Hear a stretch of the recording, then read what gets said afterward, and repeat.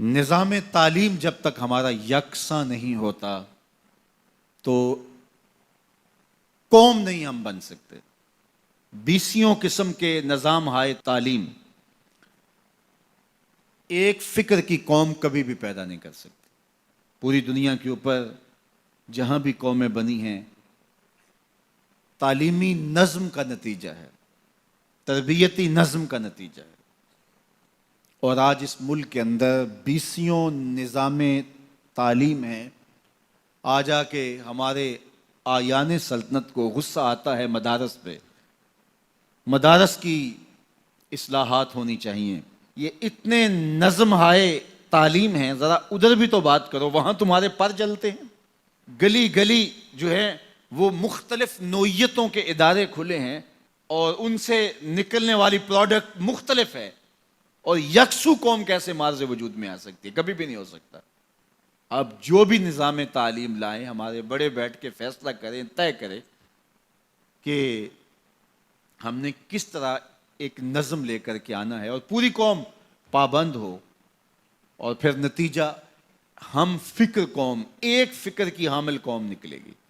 یہ قوم کے اندر جو درجہ بندیاں ہیں یہ ختم ہو جائے گا، اور ہم سب سے پہلے قوم تو بنے۔ ہم ابھی تک قوم ہی نہیں بن سکے، ایک ہجوم ہے اور متشتت افکار اور نظریات کا مجموعہ، بلکہ مجموعہ ازداد ہیں ہم۔ تو جب ہم ایک قوم ہی نہیں بن سکتے، قومیں فکر واحد کے نتیجے میں قومیں ہوتی ہیں، اور فکر واحد نظام تعلیم پیدا کرتا ہے، اور نظام تعلیم کی یکسانیت یہ نتیجہ دیتی ہے۔ نظام تعلیم کی یکسانیت نہ ہو، اس میں جو تشتت ہوتا ہے یہ قوم نہیں پیدا کرتا، یہ ہجوم اور متفرق خیالات کے الجھے ہوئے لوگ پیدا کرتا ہے، جو آپس میں کبھی بھی ایک دوسرے سے میل نہیں کھاتے، اور قومیں آگے نہیں بڑھ سکتی۔ اگر ہم یہ چاہیں کہ پاکستان کو مستحکم کرنا ہے، ہمارے سارے دانشور اس بات کو اچھی طرح جانتے ہیں، آیان سلطنت کو بھی بتایا جاتا ہے، لیکن میں نے کہا ان کے پر جلتے ہیں، اور میں نے جن کو کہا ہے وہ سمجھ گئے ہوں گے کہ ان کے پر کیوں جلتے ہیں اور کون سی بجلیاں ان پہ ٹوٹتی ہیں کہ ان کے پر جلتے ہیں۔ وہاں وہ بات نہیں کر سکتے، اور آج آ کے کمزور مدارس کے اوپر زور ڈالتے ہیں اور کہتے ہیں جناب یہ مدارس ہیں، ان کی اصلاحات ہونی چاہیے۔ یہ مدارس تو ہمیشہ خیر بانٹتے رہے ہیں، یہ تو روشنیاں بانٹتے رہے ہیں۔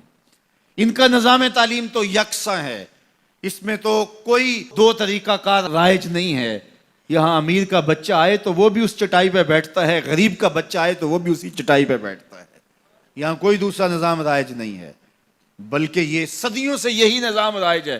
ہارون الرشید نے لکھا امام مالک کو، جب موطا لکھی، حضرت میں بغداد سے مدینے چل کے آؤں تو میرا آنا تخت و تاج کی حرکت ہوگی، تو میرے پڑھانے کے لیے آپ یہاں تشریف لے آئیں، جتنے شاگرد ہوں گے وہ بھی ساتھ آ جائیں، شاہی مہمان کے طور پہ ان کو رکھیں گے۔ گفت مالک مصطفیٰ را چاکرم، نیز جو سودائے اندر سرم۔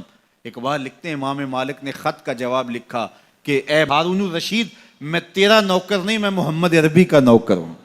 تجھے پڑھنے کا شوق ہے تو اسی چٹائی پہ بیٹھنا پڑے گا جس چٹائی پہ دوسرے طالب علم بیٹھتے ہیں۔ تو جب تک ہم نظام تعلیم کو یکسو نہیں کریں گے، اتنی دیر تک کبھی بھی ایک فکر ہم خیال لوگ پیدا نہیں ہو سکتے، نہیں ہو سکتے، نہیں ہو سکتے۔